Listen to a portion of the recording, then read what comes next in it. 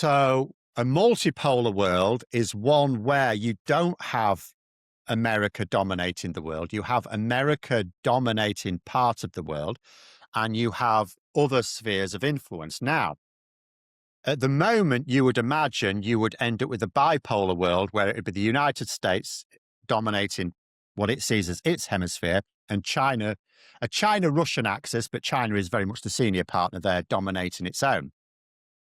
But the EU could become a pole in a tripolar world.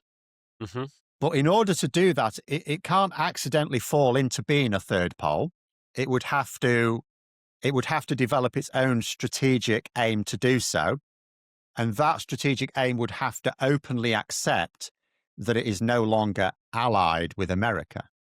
And surely that would bring in military alliance as well, and an EU army, would it, of sorts?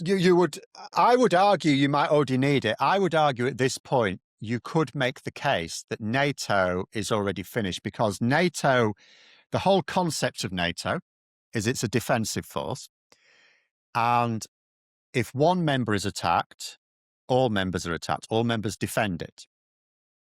But the question going back some time now, going back to Trump's first term, was if a NATO member was attacked, would the United States defend it?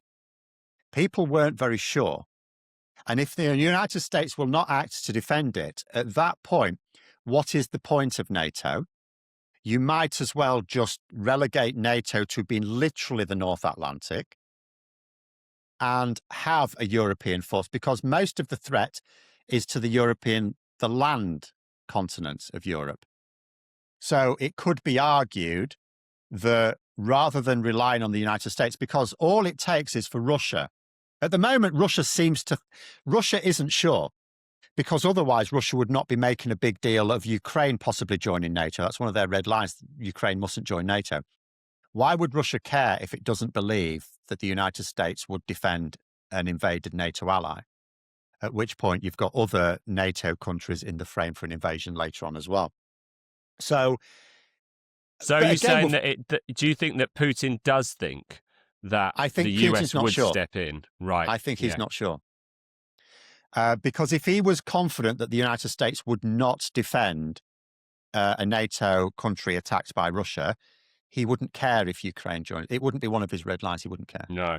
I think Putin would be more than happy to describe NATO as a busted flush, weak, a relic of the past. He'd love to publicly say that. I just don't know that he fully believes it. He may believe that Trump isn't interested, but again, can he be sure? Where are the red lines for Republicans in Congress? Because they are the ones who are supposed to authorize military expeditions.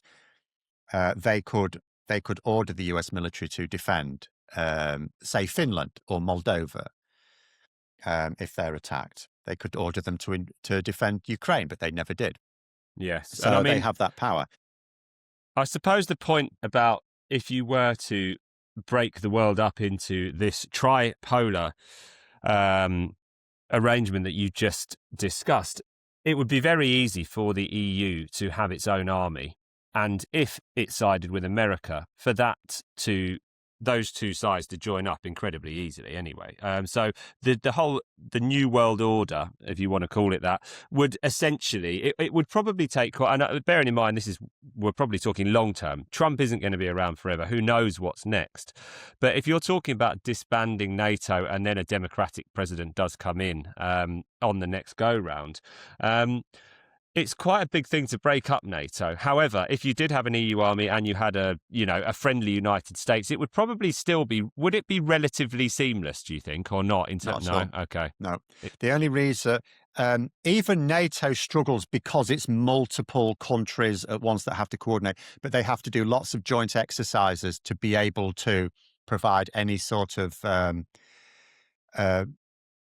seamless response to anything. So if you had a separate European army and a separate American army, they could be allied, but they wouldn't link up as easily because they wouldn't necessarily do joint exercises. They could do joint exercises. They could. I suppose that's the point. It depends on who's in charge, doesn't it? Yeah, I mean, if you've got a friendly United States, then you would pretty much link You up could, anyway, but there would right? be no common command structure.